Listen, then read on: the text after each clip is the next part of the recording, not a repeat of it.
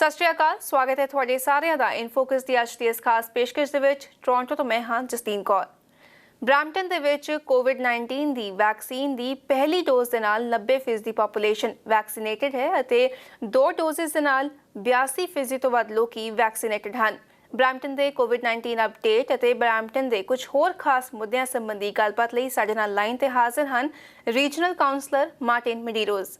Hello councillor Medeiros, once again welcome to PTC Punjabi. Thank you very much. It's always a pleasure to be here with you on PTC Punjabi.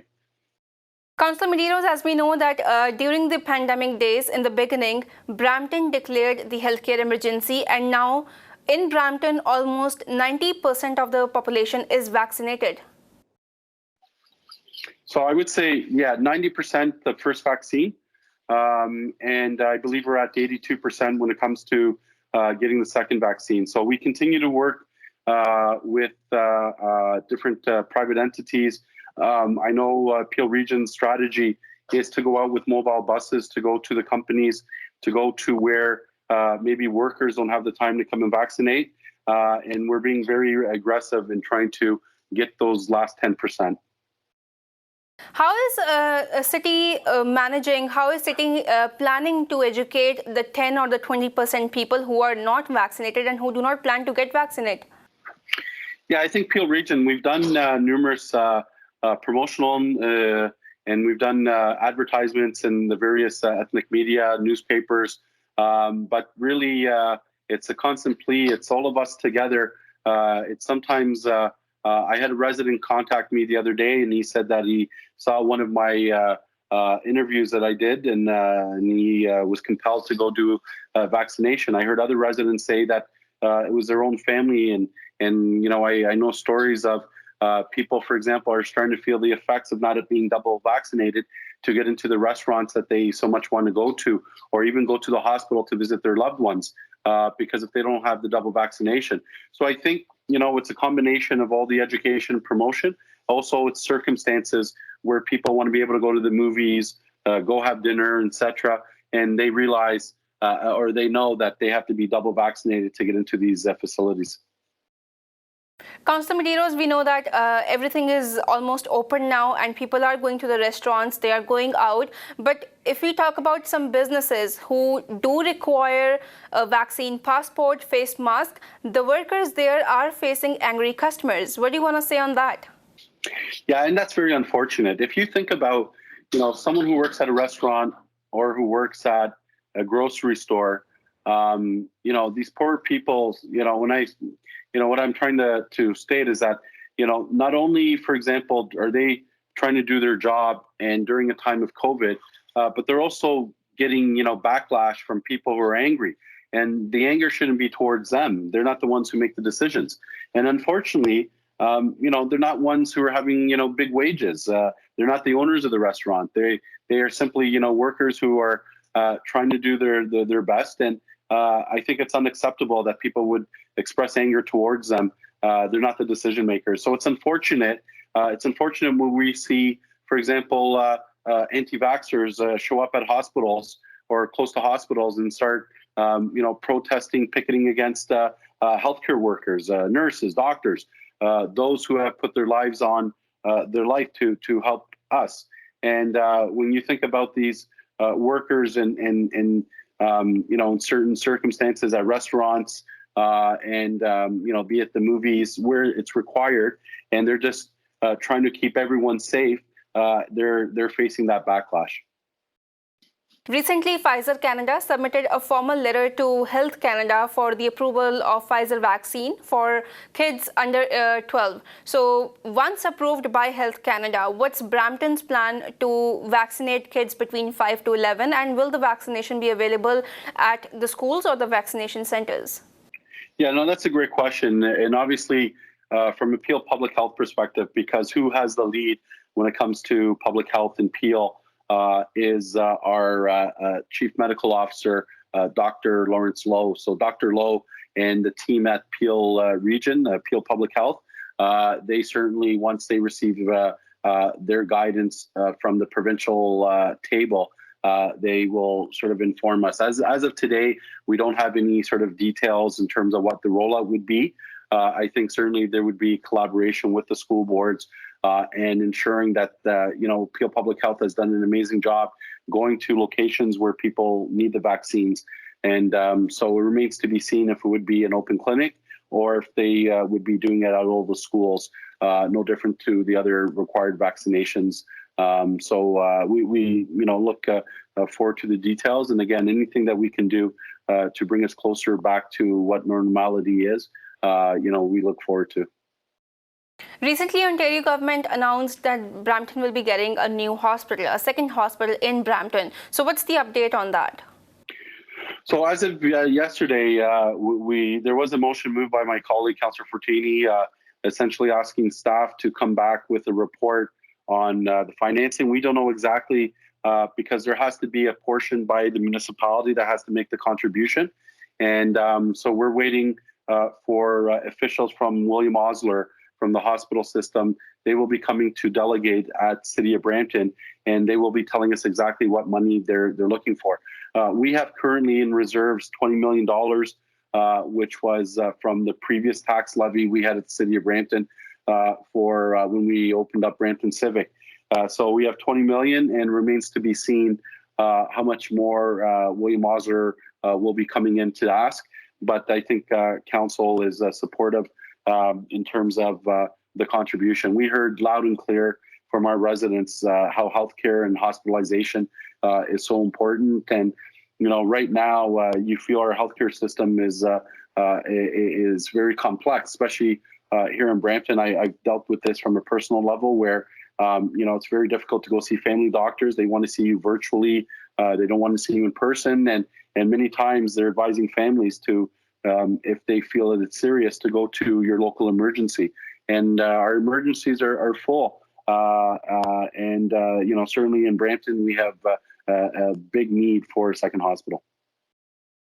Councillor Medeiros, we know that this pandemic brought a lot of things, and it showed us that there's a lot that the city or the municipal, the provincial government needs to work on. Prime Minister Justin Trudeau will be unveiling his new cabinet on Tuesday. So if we talk about Brampton City's priorities, apart from the vaccine passports and affordable housing, what else is on the priority list for Brampton for the federal government? Yeah, no, that's an excellent question. We've actually, part of our intergovernmental relations and trying to seek, we've asked all MPPs or all candidates when they were running to make a pledge to helping Brampton realize its priorities. And our priorities continue to be Riverwalk. For what people don't know, that's flood mitigation. That will unlock the potential of our downtown Brampton. Infrastructure such as light rail transit. We've approved the City of Brampton looking at a tunnel option coming through our downtown. So we would love the federal government to fund transit orientation, green initiatives. The federal government, for example, we entered into an agreement regarding the greening of our fleet, our bus fleet. So those are our top priorities for municipality, notwithstanding affordable housing still is top of the line. We're really feeling the crunch here in the City of Brampton with lack of affordable housing. You see it from our illegal dwellings. You see it from our deterioration of certain property standards. And we hear the horror stories of specifically international students who, 7 or 8 in a home, even more 12, 14. And we have to ensure that we have a lot of mixed product when it comes to housing. And we have to really look at ways to provide affordable housing for those that need it. What about gun and gang violence, drug overdoses, or homicides issues? Are they not on the priority list? Well, they are, but it wouldn't be necessarily. City of Brampton crime and safety is certainly top of the list.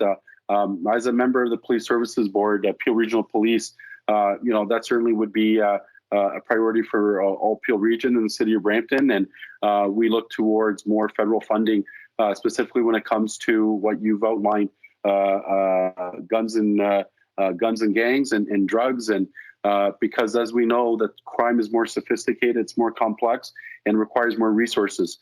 So we look towards the federal government to provide those supports, especially in areas like mental health.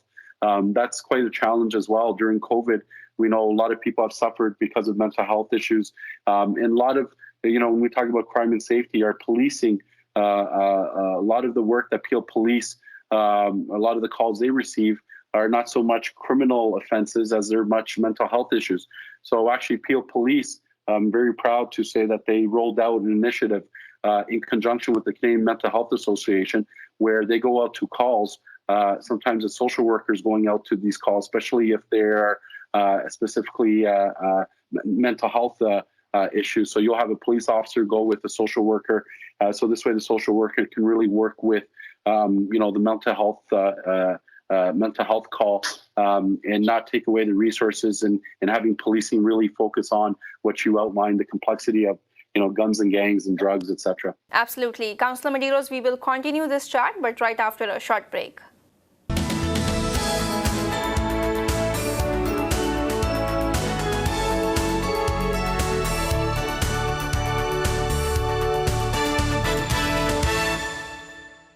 Welcome back after the break. We have in conversation with us Brampton's regional councillor, Martin Medeiros.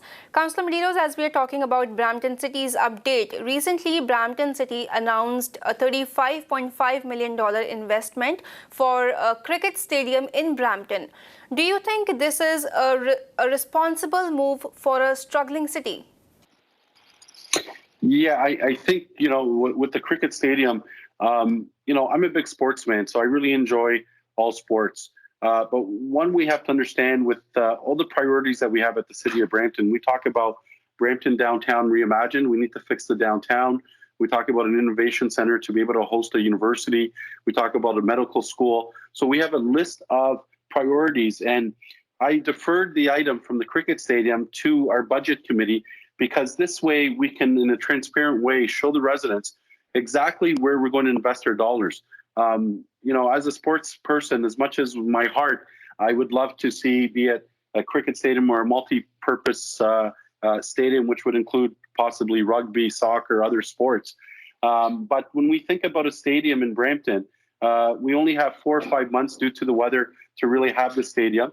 And then you have to think about that 40 million. What I hear from my residents all the time, specifically from the South Asian community, our seniors, they're looking for places to gather during the winter time. They're looking for a place where women can gather and do their arts and crafts and do their activities. We're looking for youth who want to, in terms of musical groups. So in Wards 3 and 4, we have a big need, especially in Ward 4, where it comes to having places where people can gather. And I've heard from residents, as much as we like those spanking new buildings and a beautiful new stadium, and certainly, as a sportsman, I would love to, if I had all the money in the world, I would say, let's go invest in the stadium. But there's too many community groups that have no place to go as of today. So I want to ensure that during our budget deliberations that we have a plan that if we're investing in the cricket stadium, but also we're keeping those investments to help our local community, our seniors, our youth. We want to make sure our arts and cultural groups, because they have to have access. And one of the biggest challenges we have at the City of Brampton is not having access to meeting rooms, not having access where people can gather. And, so I think, and one of the fears of a stadium, that it starts becoming out of the reach of normal, small community groups. Who's going to use a stadium? The cost of the stadium starts becoming, maybe too large, that it becomes almost semi-professional, and it's not open to the local community as would you envision. So these are all considerations. And then we have to think about what exactly, when we bring a cricket stadium at the location that is being proposed, we have to think about, access to the 407. We have to think about, is there enough transit? Is there enough food and entertainment? So, those are the considerations. And that's why I think it's important that we have that discussion at budget. Considering the 413 highway, which is in discussion right now, and we recently heard that maybe Ontario government will be announcing about 413 highway in their mini budget, which the government will be releasing on November 4th. So what's Brampton's take on Highway 413? Well, we've actually passed a resolution at Council in which we stated that, we supported the environmental EA right now that the federal government is doing on the 413. As you know, the Region of Peel, City of Mississauga, they opposed the 413, and it was a council resolution. City of Brampton what we've done is we said we support the EA. Let's do an EA to see what the environmental impact is going to be.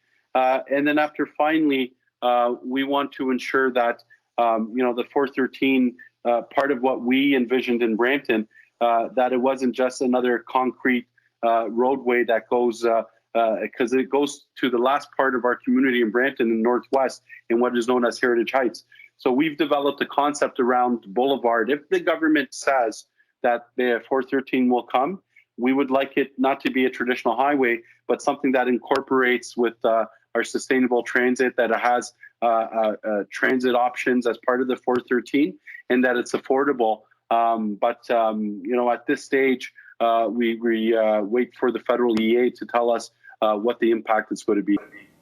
But if you talk about the NDP's decision, NDP is opposing this highway because they say it's going to pave about 400 acres of Greenland belt, and on the other hand, the previous Liberal government, even they cancelled the project. Yeah, and I agree with you, and that's the complexity, because I'm not an expert in it, but from the studies I've read from when the Liberal government put a commission together to look at the impacts, some of the studies that came out of it said that, for all that investment, we'd be only saving 30 seconds of driving time. I do recognize that we do have to connect, east with west, and there's been that push to do that. And I know from the logistics perspective, we've heard positive feedback on it. I look towards, I do have concerns regarding the environmental aspect of it. I do like the fact that possibly the 413 will create jobs, will create business, and who can say no to, good paying jobs right in our community. But I will wait for the federal government to pronounce regarding the EA and to see what the environmental impacts would be. Councillor Medeiros, we know that Brampton City will be presenting a budget in November. So what can we expect from this year's budget? Yeah, I think it's going to be a tough budget this year, because for the last 3 years, we presented zeros. There's been no tax increase on the city's portion of the tax bill. I know sometimes people get confused. There's 3 parts of the tax bill in the city of Brampton. So you have the region appeal, you have the school board, and you have the city of Brampton. So the city of Brampton, we've frozen taxes for the last 3 years. So going into the 4th year or last year, we have a lot of pressing issues, such as healthcare. We have to give our portion to the hospital, and that's going to be basically from the tax levy.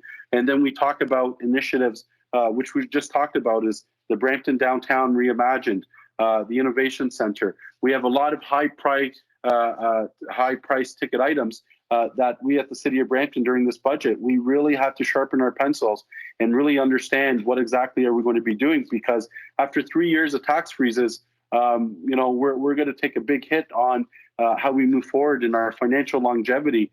So that's why it's going to be a tough budget, and notwithstanding there's an election next year, and usually politicians don't have the appetite to increase taxes, especially on the eve of an election year.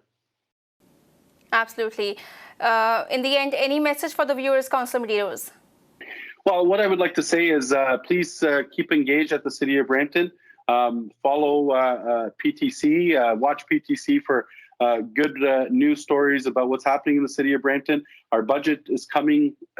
Demonstrate your voice. Let us know where you feel our tax dollars should be going to.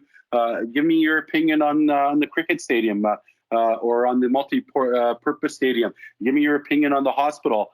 Councillors and elected representatives, we need to hear from you. And most importantly, stay safe. Continue to use masks, social distance. And if you haven't been vaccinated, please go out today and get vaccinated.